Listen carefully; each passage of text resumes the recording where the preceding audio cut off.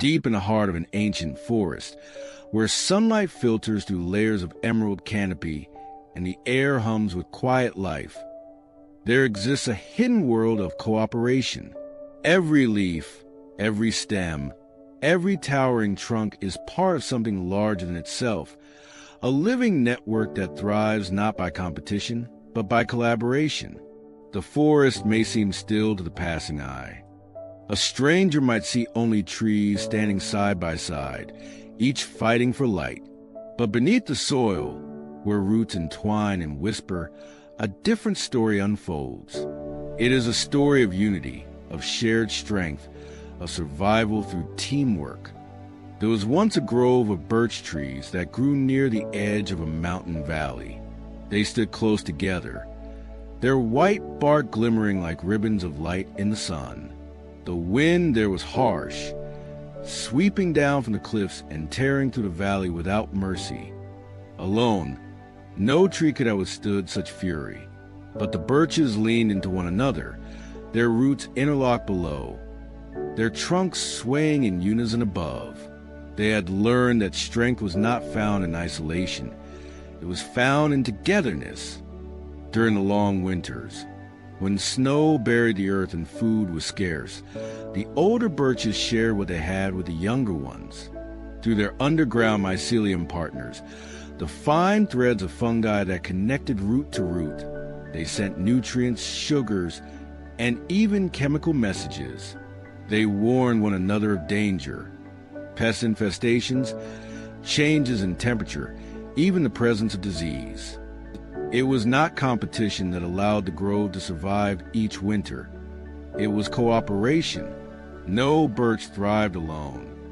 Their survival was a shared act, a silent pact. Farther down the slope, a massive oak stood watch. It was ancient, with branches like outstretched arms and roots that reached as deep as time itself. The oak was connected to the same underground network that united the birches. Though they were different in species, they were kin in purpose. The oak had endured many centuries of storms and droughts, and its roots carried memory. When dry seasons came, it sent slow pulses of water and minerals to the younger trees, teaching them, guiding them, feeding them. Sometimes a single seedling would sprout beneath its shade, struggling for light. But the oak, instead of denying it, nourished it through unseen threads below. It gave what it could, not out of pity, but out of purpose. For the oak knew that the strength of the forest lay not in one giant tree, but in the many that grew around it. Then one year, a fire swept through the valley. It came suddenly, born from lightning that split the sky.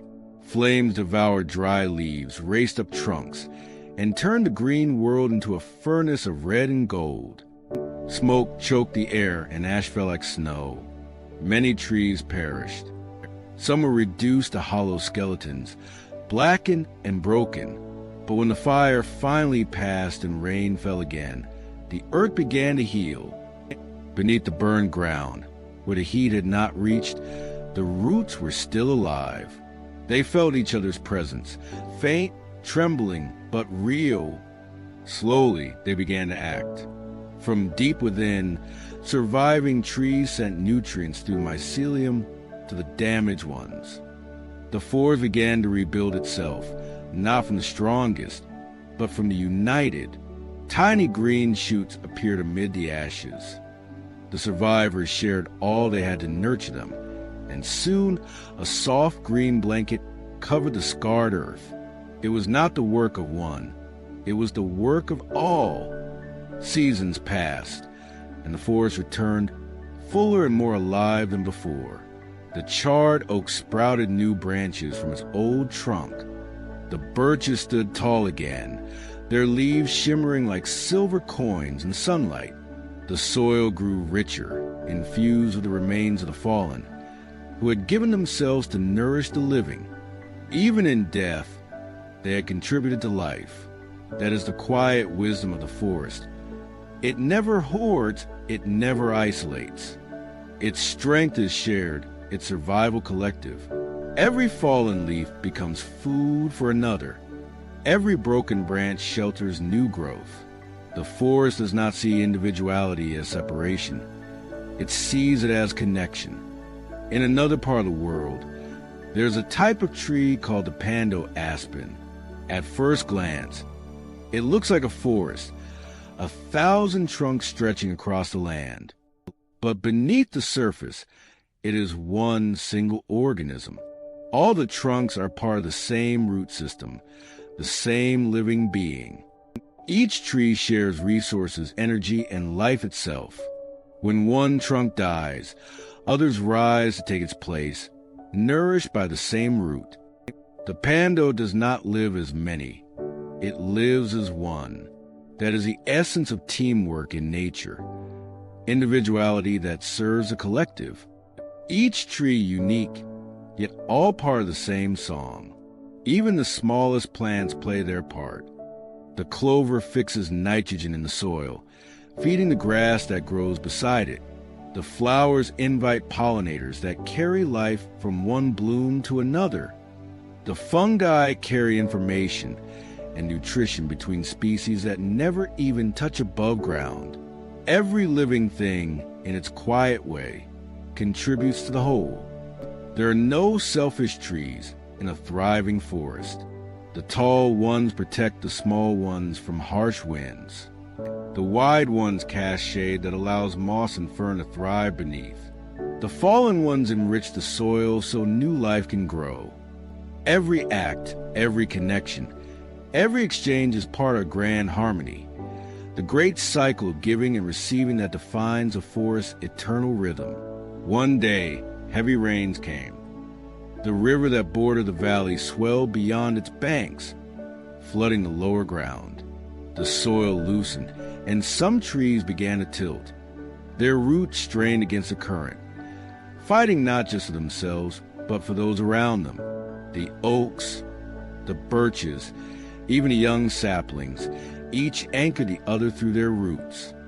They held tight, refusing to let go. The flood raged for days, and though many branches broke, the forest remained standing. When the waters receded, not a single tree in the heart of the grove had fallen. Together, they had endured what none could have faced alone. And as the sunlight returned, the forest grew greener than before. The trees had learned again what they had always known, that cooperation is the truest form of strength. Above, the birds sang in celebration, but beneath the soil, the real triumph was silent. The unspoken gratitude between roots that had held each other firm when the world tried to wash them away.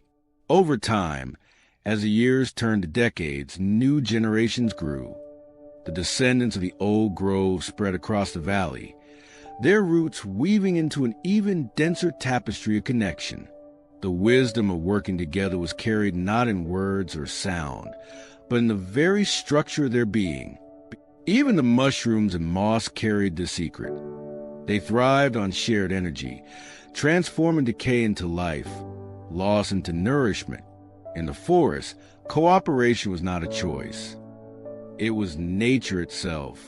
And so, the forest lived on, breathing, growing, thriving as one.